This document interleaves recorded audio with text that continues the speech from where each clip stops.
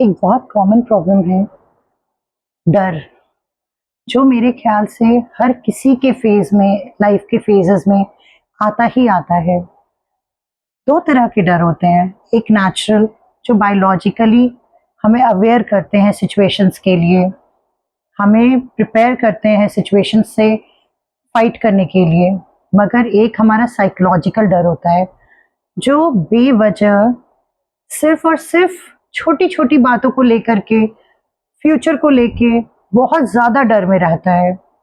हर छोटी मोटी पल, छोटी मोटी बातों को लेकर के, जैसे कि लिफ्ट में चढ़ने से डर, अंधेरे से डर, अकेले रहने से डर, या एक्सीडेंट, किसी का एक्सीडेंट ना हो जाए उससे उसका डर, सब कुछ खराब ना हो जाए उसका डर, नज़र ना लग जाए उसका डर।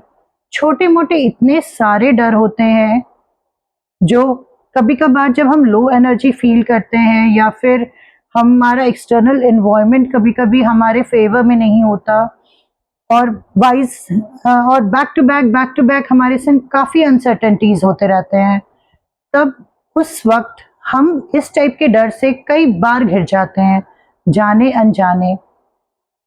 जितना जल्दी हम अपने इस पैटर्न को समझ जाए, उतना ही जल्दी हम इस डर से बाहर निकल पाते हैं। जब हम कभी कभार डरते हैं तो वो नेचुरल है और बहुत ही ऑब्वियस है, तो उसे इतना तवज्जो ना देना ही बेहतर है। मगर कभी कभी ये चीज लगातार काफी महीनों तक, इवन साल तक भी टन जाता है कि हम बैक टू बैक चीजों से डरने लगते हैं, भविष्य से डरने लगते हैं, जबकि हमारा एक्सटर्नल सिचुएशन नॉर्मल है जो होना चाहिए, और अनसर्टेनिटीज का कोई श्योरिटी नहीं है। स्टिल हम इस बात को समझ नहीं पाते। और जब इस टाइम पे, जब हम इस ये सब टॉपिक किसी से डिस्कस करते हैं, तो उनको भी यही लगता है कि तुम तो झूठ मूठ डरते हो, तुम्हें डरने की क्या जरूरत है, तुम ये सोचो तो तुम्हारा डर बंद हो जाएगा, वो करो तो तुम्हारा डर बंद हो जाएगा।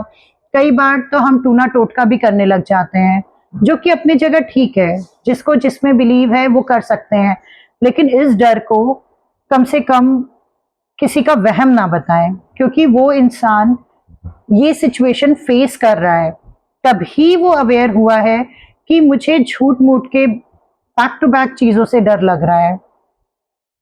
ऐसा मेरे साथ भी हुआ है, और मेरे ख्याल से हर इंसान कभी ना कभी इस सिचुएशन को जरूर फेस करता है। तो उस वक्त जब मैंने फेस किया था, तो मुझे इंस्टेंट क्विक फिक्स समझ में आया था। मैं काफ़ी 1 महीना 2 महीना तक अपने पैटर्न को ऑब्जर्व कर रही थी कि मुझे बेवजह ही हर छोटी मोटी बात को लेके डर लग रहा था। कोई खुशी मिल गई तो वो खुशी छिन जाने का डर लगता था। कुछ, कोई बाहर जा रहा है तो उसके सही सलामत होने का डर लगता था। कुछ भी, मतलब सुबह से लेकर रात तक कोई ना कोई बात को लेकर के डर लगते ही रहता था। जब मैंने 1-2 महीने तक अपने सेम पैटर्न को देखा, तो मुझे समझ में आया कि ये नेचुरल तो नहीं है, सिर्फ और सिर्फ साइकोलॉजिकल है मेरा। तो अब इससे बाहर आना बहुत ज़रूरी है, वरना ये मेरे लिए सफोकेशन बन जा रहा था, मेरा ओवर थिंकिंग बन जा रहा था, मेरा इरिटेशन का कारण बन जाता था, मेरा इनसिक्योरिटी का कारण बन जा रहा था, जिसके कारण मैं जो काम पे फोकस करना चाहती थी, वो काम पे फोकस भी नहीं कर पा रही थी। तो इसका एक सॉल्यूशन मुझे बहुत अच्छे से समझ में आया। पहले तो मैं छोटे मोटे एक्सरसाइज कर रही थी, कभी ब्रीदिंग, कभी उस चीज से अपना ध्यान हटा लेना, लेकिन ये मुझे टेम्पररी सॉल्यूशन दिया। मुझे जो परमानेंट सॉल्यूशन दिया वो ये कि मैं कृष्ण जी को बहुत मानती हूँ, और ये जरूरी नहीं है कि मैं कृष्ण जी को मानती हूँ तो दूसरे भी वही माने या कुछ भी। आप जो भी सुपर पावर पे यकीन करते हैं, आप उनको इमेजिन कर सकते हैं। आपको जिस चीज को, जिस सिचुएशन को लेके डर लग रहा है, जिस जगह से डर लग रहा है, जिस हालात से डर लग रहा है, उस सिचुएशन पे आप, मैं जो करती थी वो मैं आपसे शेयर करती हूँ, फिर आप इसको अपने हिसाब से कस्टमाइज कर सकते हैं। मैं उस वक्त उस सिचुएशन पे अपने कृष्ण का मोर पंख देखती थी।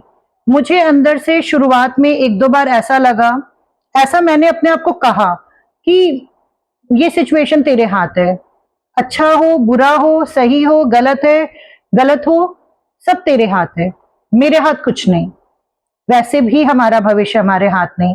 मैंने 2-3 बार ये बात बोली, उसके बाद मुझे बोलने की जरूरत नहीं पड़ी। मैं सिर्फ और सिर्फ जब ऐसा सिचुएशन आता, फ्रैक्शन ऑफ सेकंड में सिर्फ उसके ऊपर मोरपंख दिखती और वो कुछ ही क्षण में, कुछ फ्रैक्शन ऑफ सेकंड्स में वो वैनिश होना, वो डर वैनिश होना शुरू हो जाता। ऐसे करते करते मैं इतने ऑटोमेट मोड में चली गई कि आज भी जब मुझे कोई भी, सिंस मेरा भी फैमिली है, तो मैं कभी भी अच्छे बुरे सिचुएशन में या कभी बेवजह भी डर जाती हूँ। जब मेरा बच्चा नीचे से ऊपर नहीं आता जल्दी, या स्कूल से घर नहीं आता, या मैं कहीं जा रही हूँ, या लिफ्ट खराब हो गया हो, जब मैं कोई भी सिचुएशन में फंस जाती हूँ और बहुत डर वाला फीलिंग एहसास करती हूँ, जिस वक्त मुझे लगता है ये मेरे हाथ में नहीं, इसका सॉल्यूशन मेरे हाथ में नहीं है, तो उस वक्त मैं उस डर के ऊपर ऑटोमेटिक मोड पे अपने कृष्ण का मोरपंख देखती हूँ और वो वहीं पे वैनिश होना शुरू हो जाता है।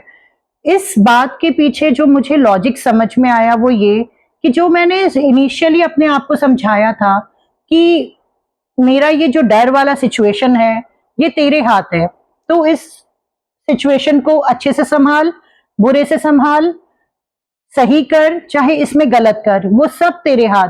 जब मैं ये सरेंडर वाला फीलिंग हर एक सिचुएशन में ले आई, उस वक्त मैं सबको, अपने सबकॉन्शियस माइंड को ये मैसेज कन्वे कर चुकी थी कि फ्यूचर मेरे हाथ में नहीं, मेरा कृष्णा उसके ऊपर है, मेरे कृष्णा के हाथ में है वो।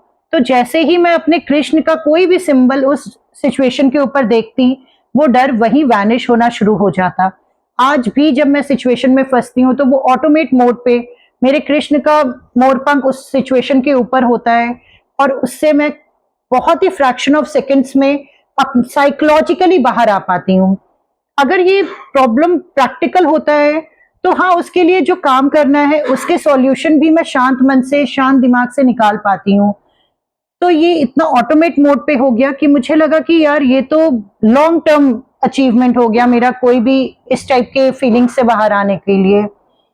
तो ये बहुत ही बढ़िया सॉल्यूशन मुझे मिला जो मुझे लगा कि मुझे शेयर करना ही चाहिए, क्योंकि बहुत सारे लोग हैं, मेरे ख्याल से हर एक इंसान है जो भी अपने सिचुएशंस को या पैटर्न को देखता है, समझता है, वो जब भी अपने आप को स्टक फील करे तो वो ये वाला प्रैक्टिस जरूर एटलीस्ट ट्राई करके देखिए। अगर ट्राई करके उसको बेनिफिट मिलता है तो he can proceed with that. Thank you.